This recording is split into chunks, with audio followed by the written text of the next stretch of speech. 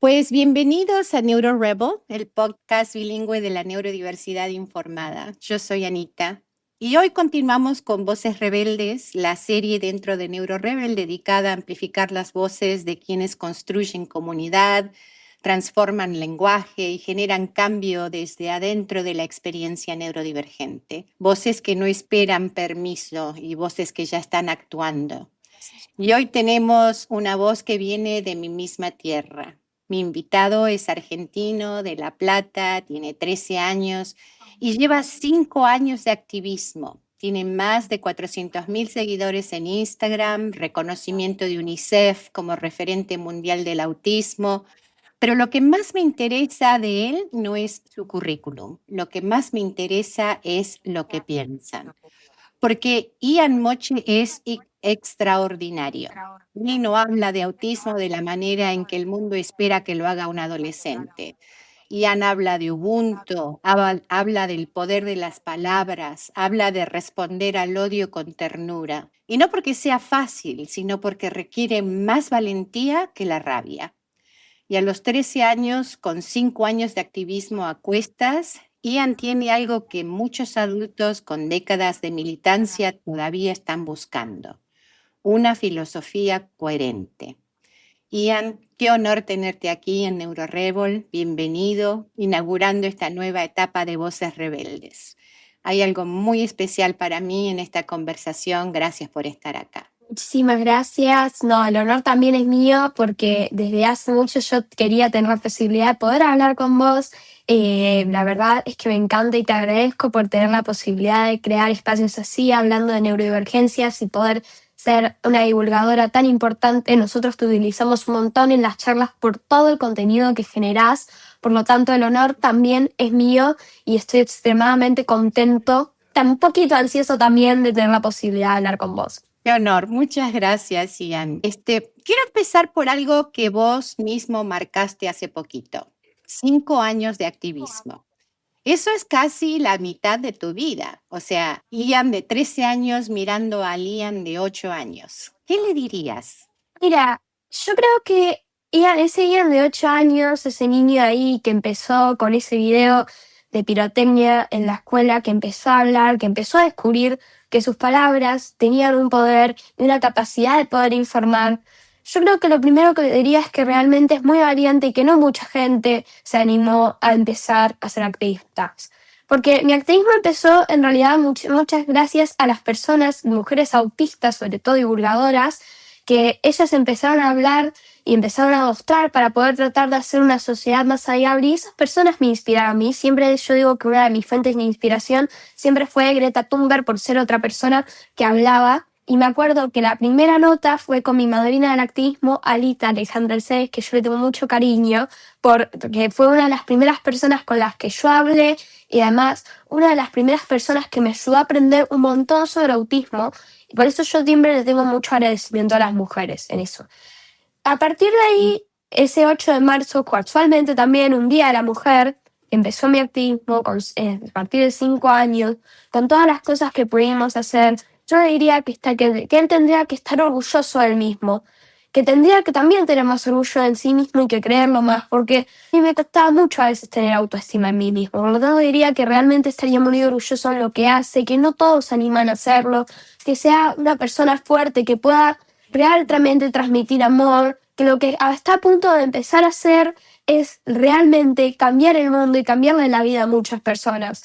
Porque nosotros, cuando una de las cosas que yo me di cuenta cuando empecé a ser activista, es la cantidad de vidas que le cambié a la gente, la cantidad de personas que hice feliz. Siempre me acuerdo que cuando bajamos del escenario junto a mi mamá, una de las cosas más hermosas es ver cómo la gente dice: Ian, gracias a vos yo pude darme cuenta de mi diagnóstico. Ian, gracias a vos yo pude empezar a mandar a mi hijo a mi escuela. Ian, gracias a vos yo empecé a ser activista. O sea, esa posibilidad de que se pueda generar más ternura, de que también se puedan multiplicar las voces, porque yo te digo que por cada comunidad, en cada lugar que visitamos, siempre dejamos un pequeño activista, un posible futuro Yamoche también decimos. Por lo tanto, realmente creo que eso es lo que diría, y también le daría un gran abrazo. Y le diría que también hay personas que tal vez no piensan lo mismo, pero que él tiene que seguir adelante y seguir educando en la ternura, seguir educando a través de ese amor y a través de esa sabiduría que él tiene. Qué bonito y qué interesante que hablas de Alita, ¿no? De Alejandra Cebes, como tu Sí, madrina, como tu madrina de activismo. Yo también la conozco, la entrevisté aquí en NeuroRebel. ¿Cómo fue ese encuentro con ella? O sea, ¿qué aprendías de Alita que no podías aprender de nadie más? bueno, yo me acuerdo que esa entrevista fue muy emotiva para mí. Yo me acuerdo que ella me hizo unas preguntas muy lindas porque antes habíamos hablado un poco y ella me hizo un par de preguntas que yo noté en la hoja y claro, yo en esa época necesitaba el apoyo de las preguntas y para poder saberlas y además también yo lo que hacía para poder responderlas era dibujarlas. Tengo guardada la hoja, esa con dibujos, que esa para mí es un recuerdo hermoso y hasta me dan ganas de encuadrarlo porque fue la primera vez que pude empezar a escribir las cosas que yo sentía y pude empezar a través de esos dibujos empezar a contar qué era lo que yo hacía y lo que quería empezar a hacer. Pude aprender mucho con ella, me acuerdo que me hizo una pregunta, si vos tocarías un botón para poder dejar autista y le dije que no, porque yo me sentía orgulloso de ser autista, porque también eso fue una de las cosas que enseñé, el orgullo de serlo y realmente pude aprender un montón, pude conectar mucho con ella en esa nota que la tengo guardada en mi corazón para siempre y que el 8 de marzo no solamente es un día muy importante para mí porque fue el comienzo del activismo, sino un día en el que creo que tenemos que seguir recordando, luchar para poder hacer una sociedad más amigable, un mundo mejor y más justo. Y ahora te hago la pregunta inversa, porque vos ya sos una figura importante para muchos chicos más jóvenes, muchos adolescentes. O sea, ¿sos consciente de eso? Que te estás transformando en lo que Alita fue para ti, pero ahora lo eres tú. Creo que en determinada forma yo soy bastante consciente y pude entender mucho sobre lo que pudimos empezar a hacer. Es que en realidad al principio, para que te des una idea, la cuenta de Instagram no iba para hacer activismo. Era una cuenta de Instagram que era para mí, en esos orígenes. Y además, el apodo Moche en realidad es un apodo que me puso mi papá, mi papi Rob, mi Ujú. querido papá del corazón, que está acá siempre bancando, siempre yendo a las charlas. Porque esto es una familia también, no es solo yo. No es que yo agarro la valija y tomo el avión y hago todo solo, porque aparte si haría eso no podría ni durar un día, porque podría perder la valija, podría perder el vuelo porque me duraría cuando es, bueno, todo eso. Y además también necesito una familia que me contenga en los momentos difíciles. Por lo tanto, es una familia que está detrás, mi mamá, mi papi Ro, que siempre nos apoyamos, y nuestro perrito de asistencia emocional Marvel, que nos acompaña a todas las charlas. Bueno, realmente yo nunca tuve esa idea de que esa cuenta de Instagram, y ahora contándotelo el apodo era porque mis papás tienen toda una historia de amor muy linda, muy romántica, de que se conocieron cuando eran jóvenes, fue su primer beso de ambos, pero después se alejaron durante mucho tiempo y no se volvieron a hablar hasta 40 años después. Y entonces estaba en una llamada y en un momento, claro, no se quedaba hablando hasta con él con tarde. Entonces yo le decía a mamá, mamá, me quiero dormir, quiero comer, son las 11 de la noche. Y ahí quedó Moche, y quedó el apodo para la cuenta de Instagram. Y ahí quedó mi apodo artístico. Y después empezamos a hacer todo esto, empezamos a hacer los videos, empezamos a hacer las historias desde la infancia de Ian, que es una colección que ahora en la próxima vamos a hacer la 30. Y es una colección de videos que hablan un poco sobre mi historia, mi infancia, sobre otras personas autistas. Y es cuando empezamos a subir, empezamos a hacer, empezamos a viralizar. Y ahí es cuando esto pudo crecer tanto para llegar hasta el día de hoy. Wow, qué interesante. Fíjate que una de las, te escucho hablar, ¿no? Y me estoy maravillada. Una de las cosas que más me impacta de tu activismo y de esto que estás haciendo es cómo trabajas el lenguaje. O sea, propones Sí. llamar atención divergente al TDAH en lugar de trastorno por déficit. Y propones reemplazar inclusión por integración y humanidad. ¿Por qué el lenguaje importa tanto, Ian? ¿Por qué una palabra que no, qué hace una palabra que no puede hacer otra? Mira, yo siempre explico cuando hablamos de esto que se llama el poder de las palabras, que Ujú. estamos hablando de algo muy importante tiene que ver con respecto a todo lo que las palabras pueden afectar a las personas. Si nosotros vamos en sí a los inicios de la humanidad, vamos a darnos cuenta que en lo que hizo que las sociedades pudieran empezar a formarse fueron las historias. Fueron las historias que contaban, por ejemplo, con las cosas para que la humanidad creyera y se pueda unir por esas causas. Un ejemplo es la religión. De esa forma fue como las palabras pudimos darnos cuenta que la comunicación fue algo esencial para el desarrollo de la humanidad. Por eso las palabras pesan tanto. Y además, otra cosa, cuando nosotros hablamos con una persona, las palabras tienen mucho poder en lo que pueda hacer pensar y además en el entorno en general. Por lo tanto, con las palabras nosotros podemos crear paz y también podemos crear guerra. Eso mismo ocurre con las personas. Si nosotros, en el ejemplo del TDAH, por ejemplo, si nosotros hablamos de que decimos ya de por sí que una persona está trastornada y es deficiente, ahí lo que estamos diciendo, estamos catalogando a la persona poniéndola en un lugar menor. Y es horrible que te diga que estás trastornado y estás deficiente. Por eso también queremos reemplazar la palabra trastorno para las condiciones en general. Por ejemplo, en vez de trastorno del espectro autista, sea condición del espectro autista, que son términos más amigables, en términos más cariñosos, que pueden ayudar a comprender. Y además, cuando uno le dice algo a una persona, esa persona va a terminar siendo eso. Un ejemplo es, por ejemplo, me acuerdo de mamá siempre le decía a mis hermanas, que ella siempre dice que si yo hubiera sido el hijo mayor de todas, hubiera criado a todas mis hermanas de una forma diferente. Y hubieran sido también ellas mucho más felices. Porque le decía, ay, pero Juana, en nombre de una de mis hermanas, ay, pero Juana, tenés el cuarto re desordenado, sos re desordenada, Dios mío. Y siempre se quejaba de que cada vez que entraba a la casa, siempre estaba desordenado y todo. Y la cuestión es que ella pudo aprender pudo entender que tenía que aprender a ser desordenado, no. ¿Por qué? Porque mi mamá no paraba de decírselo todo el tiempo. No decía, es que el cuarto el que está desordenado. Decía que ella era la que estaba desordenada. Y además, también si vemos estas cosas, tenemos que darnos cuenta de las cosas, porque generalmente, como siempre dice, como está el cuarto, también está tu cabeza. Por lo tanto, en lo que tenemos que decir, mira, el cuarto está un poco desordenado. ¿Querés que lo ordenamos juntos? ¿Querés que pueda enseñarte a poner las cosas en tu lugar y así formar hábitos? Y de esa forma realmente podemos cambiar a las personas que tenemos a nuestro alrededor.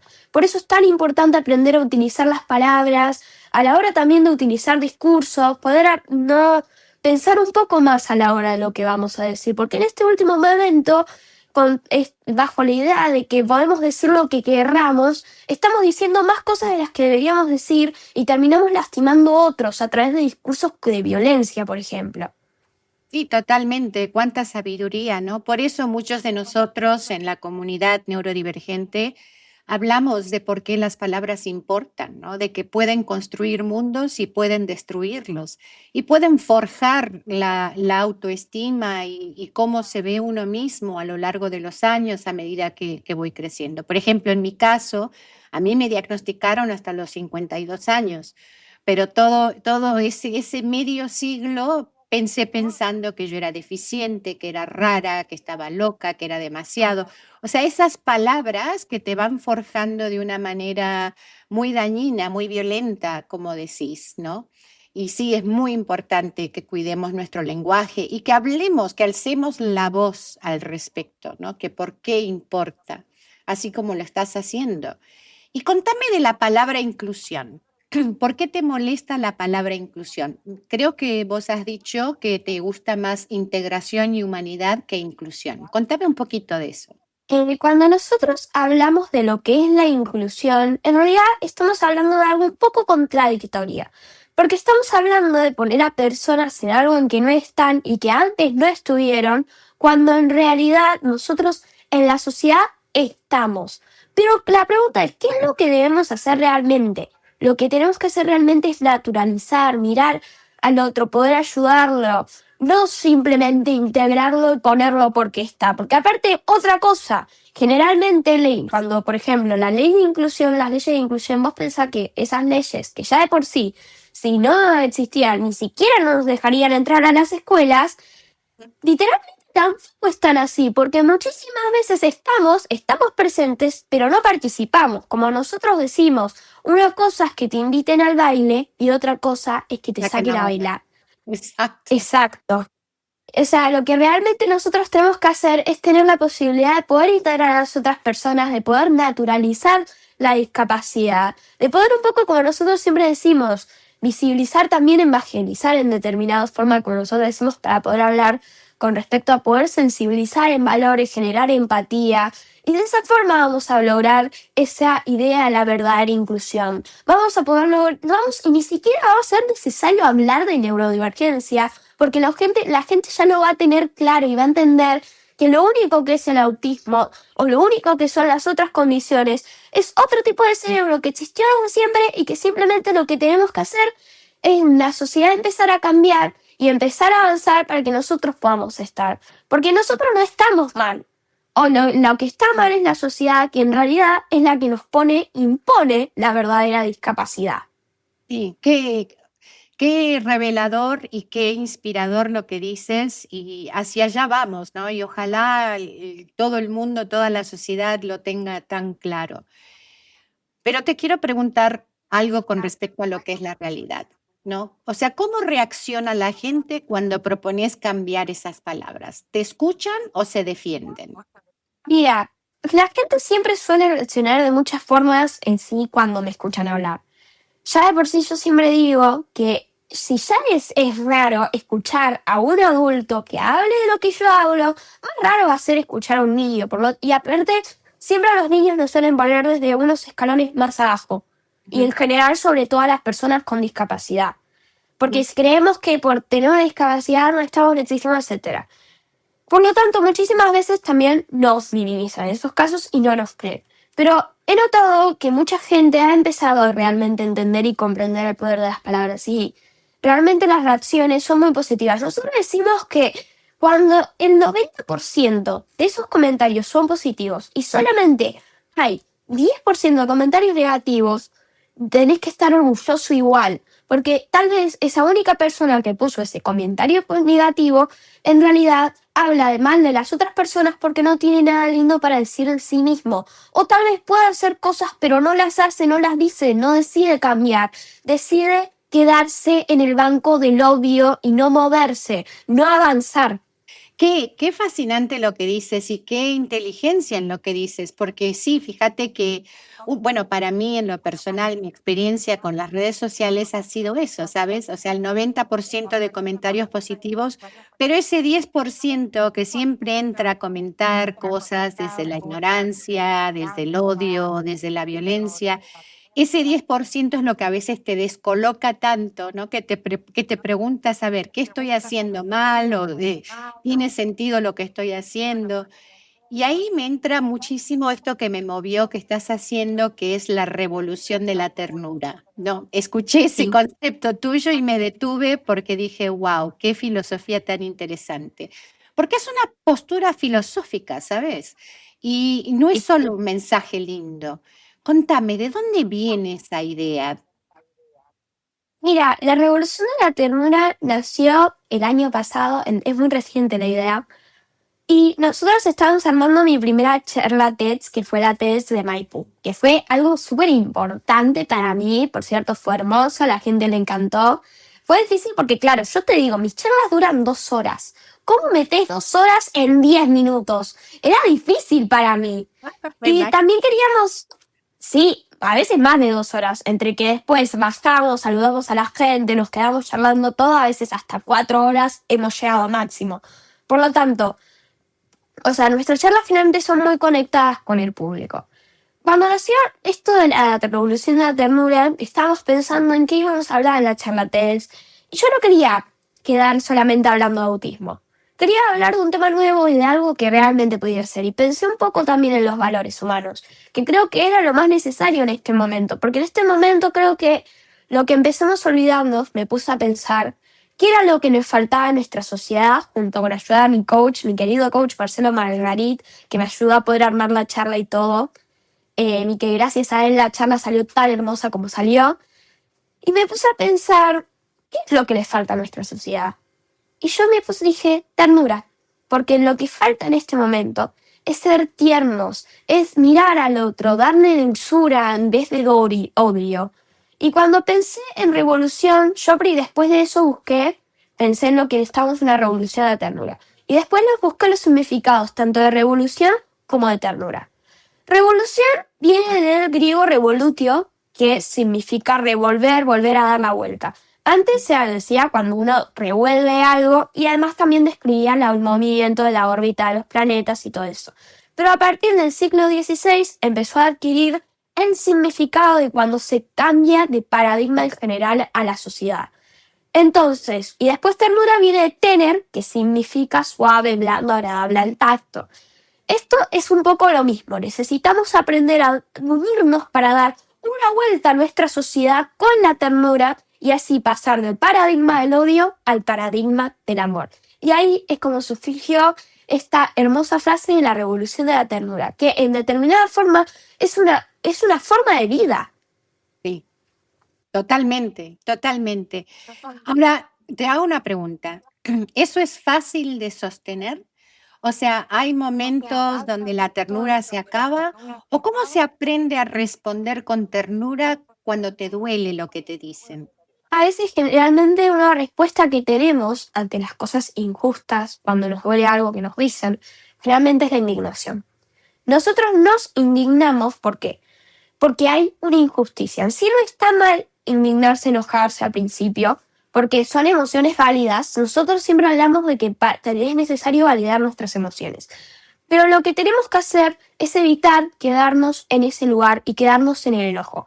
Porque como dicen mis papás, el que se enoja, pierde.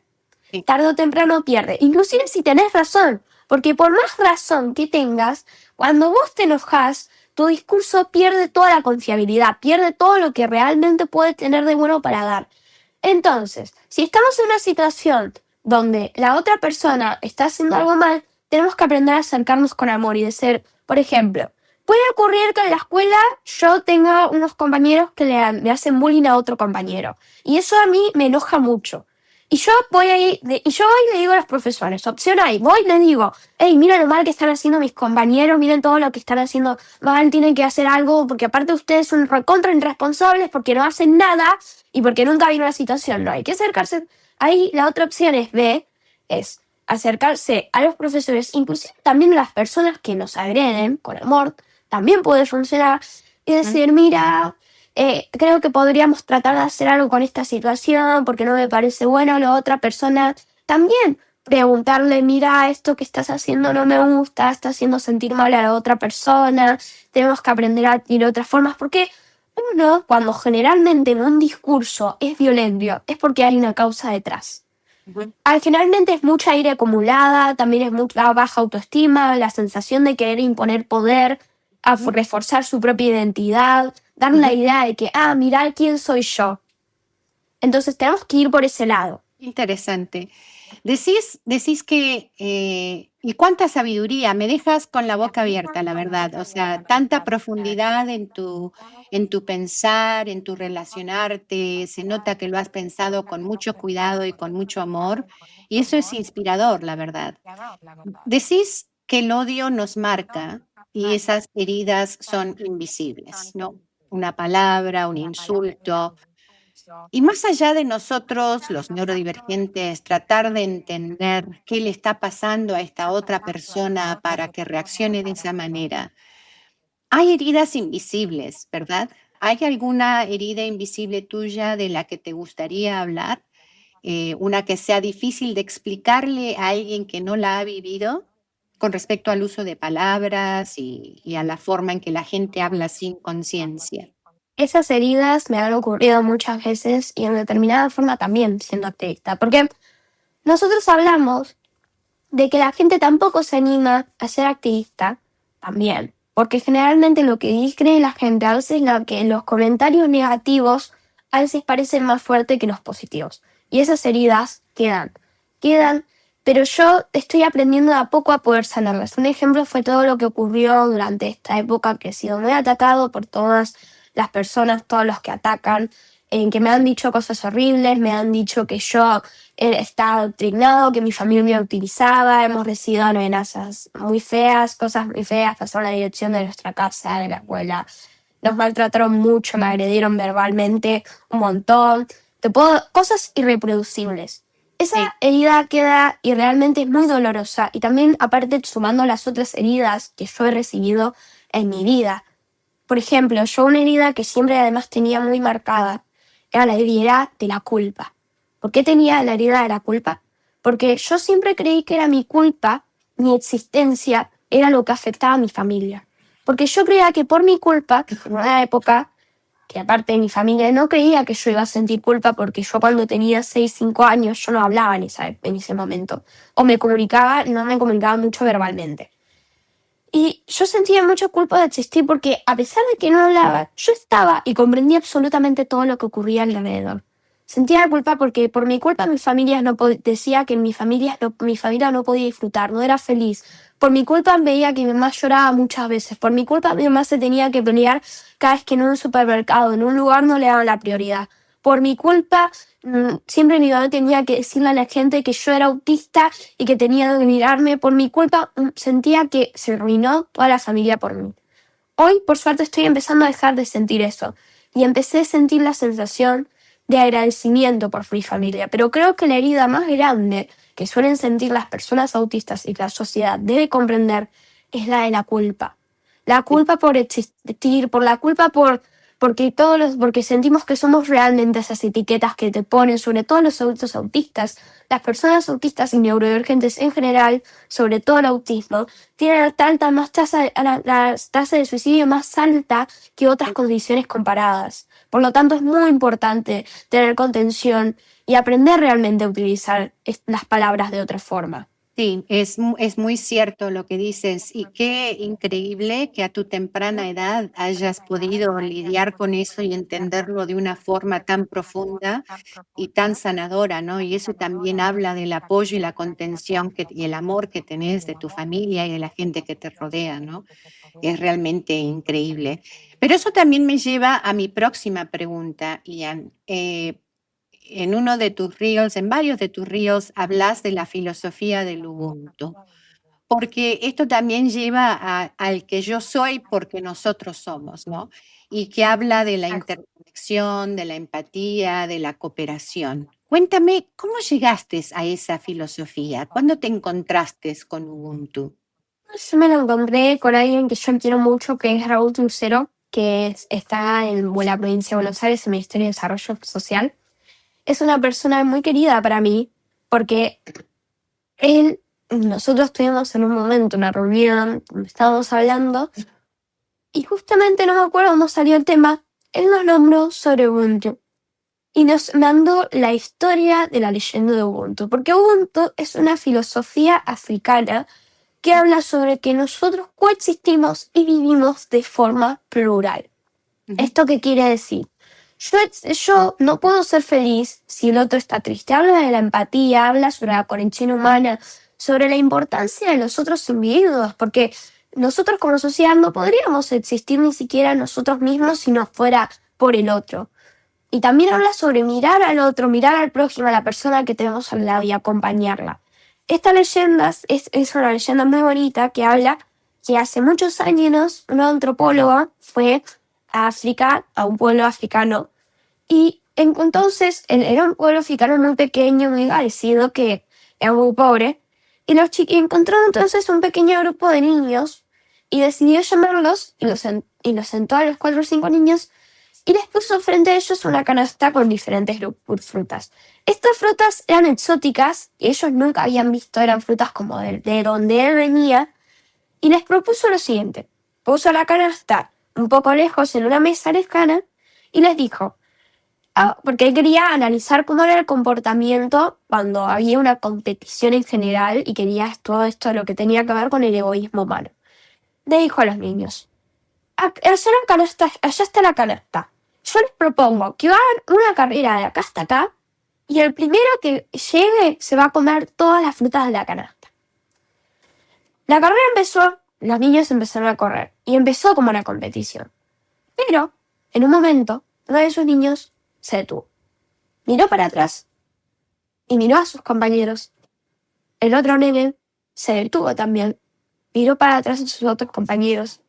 Y en un momento, los 5 se detuvieron, se agarraron de las manos y caminando terminaron juntos la carreta y terminaron ganando todos.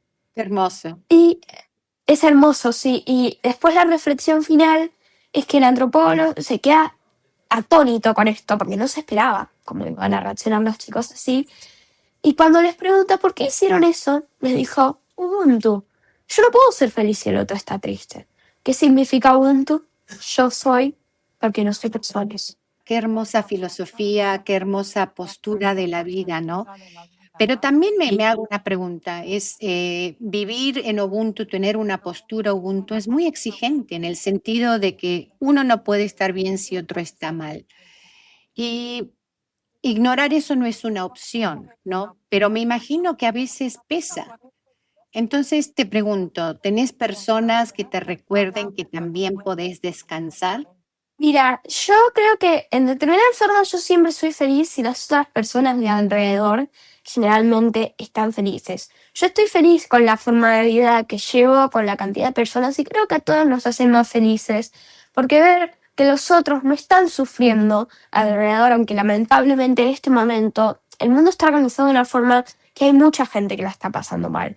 Por lo tanto, a veces, mira, lo que nosotros realmente podemos hacer, el Ubuntu une más a las personas, porque si yo miro al otro, si yo me uno con el otro por una causa, puedo generar cosas más grandes. Si yo miro al otro y le doy algo de lo que puedo tener a darle, pienso un poco en él, o le doy algo desde, por ejemplo, un abrazo, algo cálido, esa persona puede sentirse mucho mejor y puede estar muchísimo más contenta. Y entonces, poder tener la posibilidad de generar esa sonrisa me hace a mí muchísimo más feliz. Obviamente que también hay que aprender a mirar, obviamente que también uno tiene que comprender a las otras personas y también comprenderse a uno mismo y cuidarse, pero también creo que todos seríamos muchísimo más felices, inclusive las personas que creen que no debemos dar empatía, que no debemos dar Ubuntu, que no tenemos que ser para nada así y que no les importa nada. Inclusive esas personas serían mucho más felices si lo dieran, porque si tienen la posibilidad de poder conectar con otro, poder ayudar a otro, poder dar la mano al otro,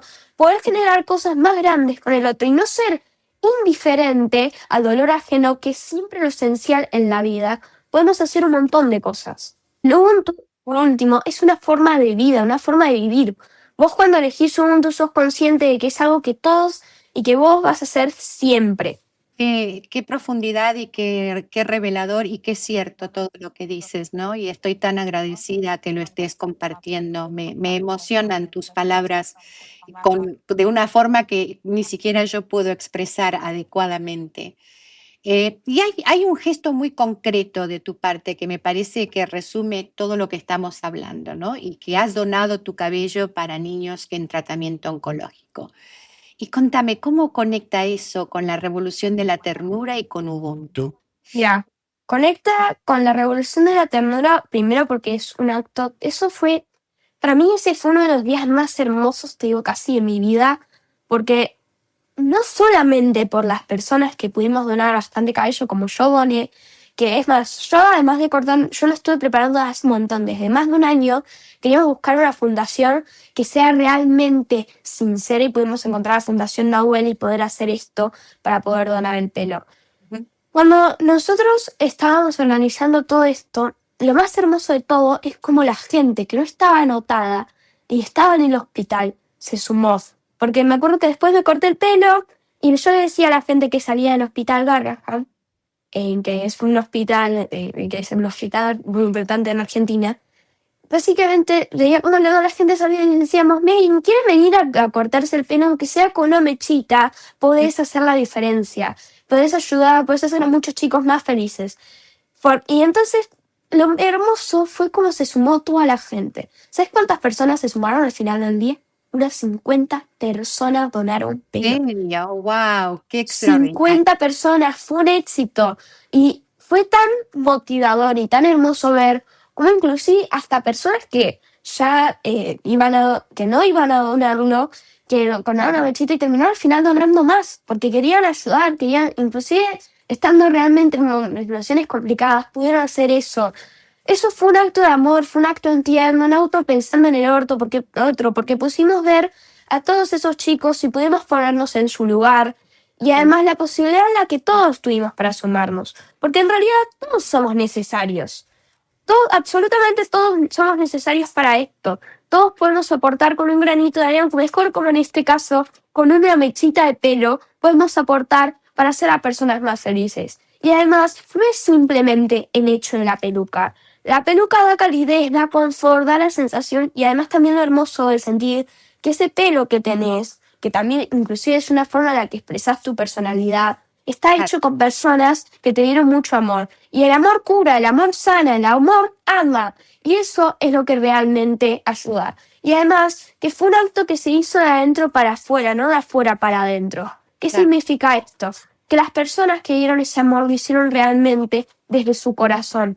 No porque los demás van a decir, ah, mira lo bueno que hiciste y por una razón de marketing o publicitario, como muchísimas veces hacen muchas empresas y que terminan hasta inclusive haciéndolo mal, lo que nosotros llamamos tokenismo. sí. Entonces ocurre que en esa situación pudimos realmente pensar en el otro, dar amor por una causa justa para poder ayudar al otro y para poder hacer a más personas felices. Por lo tanto, creo que eso fue la demostración más grande de lo que es el Ubuntu y lo que es la revolución de la ternura. No solo lo hablas, lo piensas, pero actúas. Pones todo tu amor y toda tu intención detrás de tus palabras y detrás de lo que estás hablando. Pero algo más personal tuyo, además del activismo, estás aprendiendo japonés y tenés planeado Y ir a un sí, cambio a Japón. Contame, ¿qué tiene esa cultura que te llama y qué esperas encontrar ahí?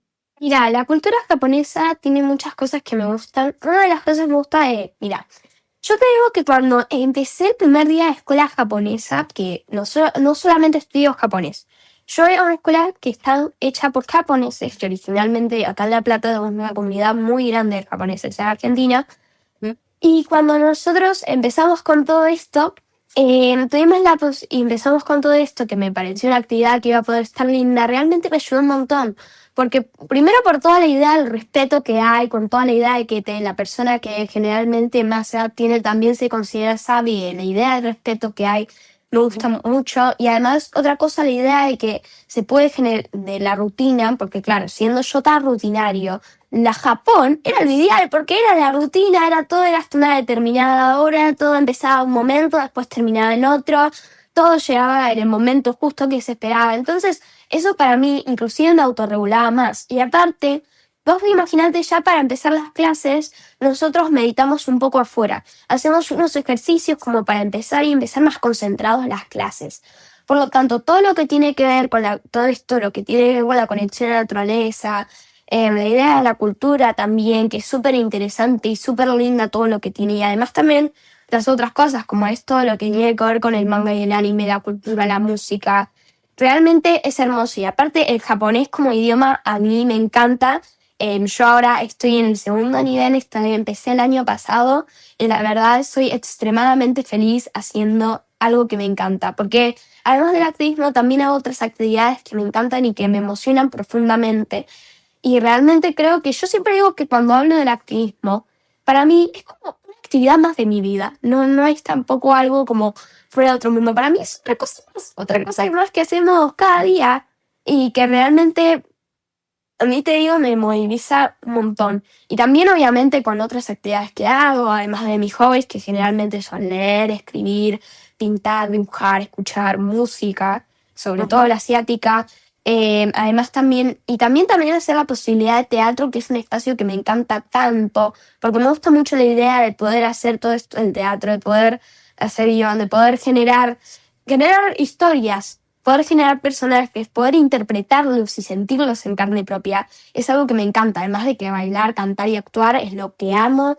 Yo digo que nuestras charlas en determinadas formas son una obra de teatro, porque hacemos todo, hasta cantamos, hasta ahí es como muy musical, porque tiene unas 3 canciones que cantamos. Y además es una charla que también la gente pasa por todos los estados de ánimo, pasan por reír, pasan por llorar, por lo tanto es algo que me encanta.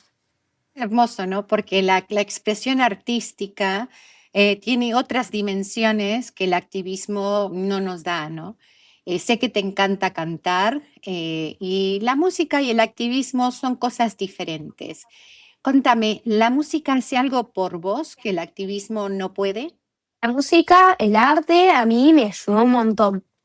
Vos empezás a pensar que cuando, por ejemplo, si hablamos de la música fue algo que a mí siempre me encanta y que creo que también es otra forma de poder expresar, otra forma de comunicación para poder decir las cosas. Una forma divertida y poética de poder transformar las palabras y también de dejar personas razones para dejarnos pensar.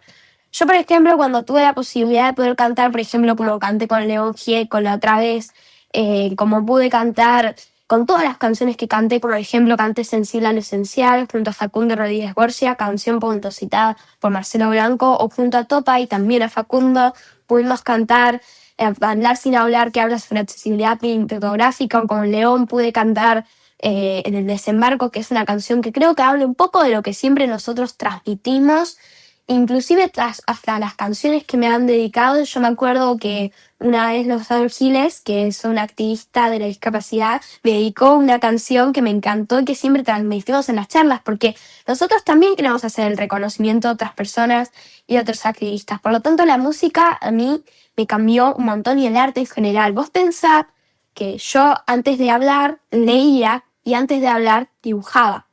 Por lo tanto, yo cuando dibujaba, yo era una forma que yo inclusive utilizaba para comunicarme y expresar lo que siento. Siempre me acuerdo que cada vez que estaba mal, mamá me decía, Ian, ¿qué tal si te parece si dibujas? Y ahí entonces dibujaba todo lo que sentía y he hecho dibujos muy lindos con las cosas que sentía. Actualmente sigo avanzando un montón de dibujos, tengo una tablet digital, estoy en un grupo, en una comunidad de personas neurodivergentes, artistas llamada Driving Goats, un espacio de adolescentes que me encanta, donde dibujo y tengo la posibilidad de crear. También escribo, empecé a escribir poemas, empecé a escribir como todas mis ideas, todo lo que sentía. Inclusive actualmente estoy creando historias y novelas, todo lo que yo lo llamo el Coquiverse. Que el Coquiverse es un universo de historias único que habla sobre que es un universo que en determinada forma funciona con el amor y que puede mantenerse equilibrado a través del amor. Como que un poco también en mis valores los pongo en esa fantasía que estoy escribiendo y que mi sueño también es un poco un día irme a Japón, terminar publicando un manga o una serie de anime que hable un poco de mis historias también me encantaría. Hermoso, entonces tenés pensado publicar tus historias, tus poemas, ¿estás trabajando en eso? Estoy trabajando mucho. Obviamente tengo que seguir empezando. Yo la idea de Free Software no la tengo muy armada, no quiero spoilear mucho porque se arruina la sorpresa, que es el nombre de una... No. Yo lo voy a hacer, en realidad va a ser un poco más larga, va a ser varios libros, o si no, una serie de varias temporadas. Y realmente es una historia que me gusta mucho y que creo que falta poder tener bien hecha la idea para poder empezar a escribirla. Pero yo digo que falta poco y falta también que tenga mucha inspiración y ganas, porque ser artista también significa que la inspiración te pueda agarrar en el momento que menos te esperas y además también las ganas te pueden agarrar inclusive a las 3 de la mañana, te despertás de la nada, un salto de la cama y empezás a hacer un proyecto que se te ocurrió en un sueño. Entonces es como que es medio así, pero bueno, tengo muchas ganas de poder empezarlo y creo que falta muy poco para que lo podamos empezar a leer. Qué bonita historia. Voy a estar muy atenta a tus próximos proyectos. No veo la hora de seguirte viendo florecer, Ian, de una manera tan extraordinaria y que ayuda a tantas personas. Antes de hacerte unas últimas preguntas, quiero contarte algo. Yo soy argentina como vos, pero a diferencia tuya, yo estuve 52 años sin saber que era autista. Y navegando un mundo sin un mapa que mi cerebro necesitaba, ¿no? Entonces te quiero preguntar, lo que vos haces, que es dar voz, dar nombre, hacer visible lo que no se ve, que de alguna forma es lo que yo intento hacer también, pero para mi generación, ¿qué le dirías a una persona que se sintió invisible durante décadas y que recién ahora está entendiendo por qué el mundo siempre le fue tan difícil? Que le diría a esa persona, lo primero que le diría que realmente, lamentablemente vivimos en una sociedad que no está preparada para nosotros, pero que bueno, sí, nosotros tenemos que seguir informando y seguir teniendo la posibilidad de aprender. Me diría que sería muy fuerte, que realmente el diagnóstico es algo que la va a ayudar un montón, porque en realidad el diagnóstico para la mayor parte de las personas autistas es una salvación, porque comprendés que no estás roto, sí tal vez inclusive puedes sentir una época en la que estás enojado porque decís, ¿cómo antes no se dieron cuenta de que yo tenía esto? Y es como que también empezás a entender las cosas. Por lo tanto, yo la acompañaría y diría que está todo bien, que a veces también de ese momento de poder empezar a no ser tan visualizado y poder empezar a decir, obviamente que están las personas que no van a creer, porque ahora ya que te des una idea, ya están diciendo que las mujeres autistas ni siquiera son autistas y hasta que están queriendo sacarlas de la idea de autismo oficial. O sea, realmente es una locura. Sí. Y realmente yo diría que aún así que está acompañada, que podemos ayudarla, que podamos seguir avanzando, que aprenda a poder también dar la voz, porque tal vez su testimonio puede ser muy valioso y puede ayudar a un montón de personas. Yo siempre digo que los testimonios de todos son importantes. Y hablamos de testimonios porque también hablamos de las personas autistas no verbales, que inclusive también pueden decir a través de otras formas comunicarse y poder decir un montón de cosas. Porque muchas veces creemos que por no hablar o ser autistas o tener una discapacidad, hacemos algo que se llama presunción de competencia, las bajamos a Sí. esas personas de nivel, las catalogamos más debajo de lo que en realidad están. Y en realidad necesitar apoyo no significa no poder.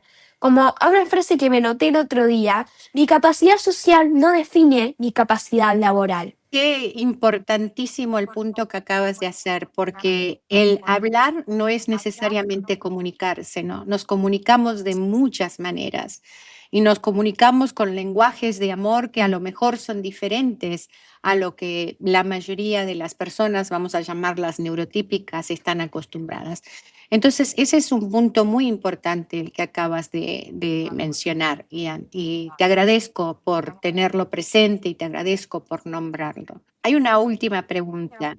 Hay un adolescente autista en algún lugar de América Latina, en México, en Colombia, en Chile, en España, que nos está escuchando en este momento, que se siente solo o sola y que no sabe bien qué le pasa o que acaba de enterarse de que es autista y no sabe qué hacer con eso. ¿Qué le dirías? Yo diría primero que cuando uno recibe el diagnóstico, que se acepte, que se entienda, que no se presione, porque muchísimas veces cuando el diagnóstico entendés, te sacas todas las etiquetas que tuviste durante toda tu vida, por lo tanto no te creas eso, tener más empatía inclusive con vos mismo, comprender que a veces, porque a veces uno se exige mucho, dice, ay, ¿por qué yo no puedo hacer esto? ¿Por qué yo no puedo participar? Que empieza a entender que no es la culpa de que la sociedad no funcione y no lo comprenda, de que él realmente también inclusive también decir un poco esto de que su testimonio puede ayudar y puede hacerlo mejor,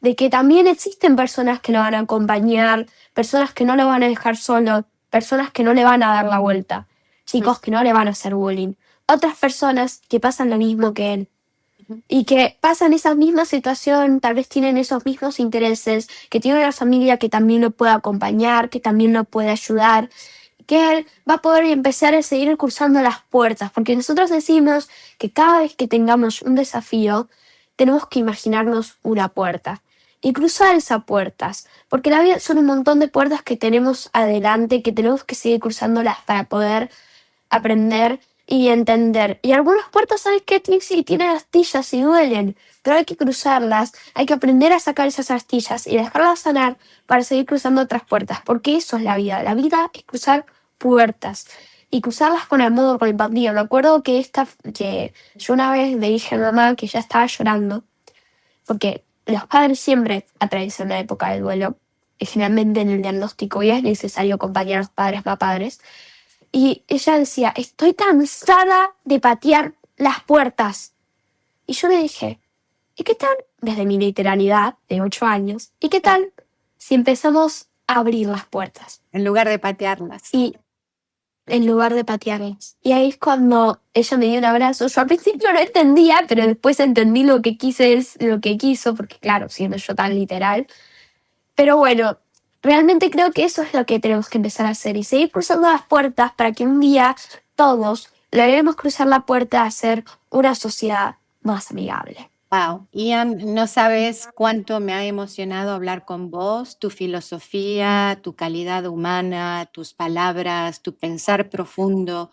No me alcanzan las palabras para agradecerte, la verdad, lo que compartiste hoy, tu claridad, tu filosofía, tu manera de ver el mundo.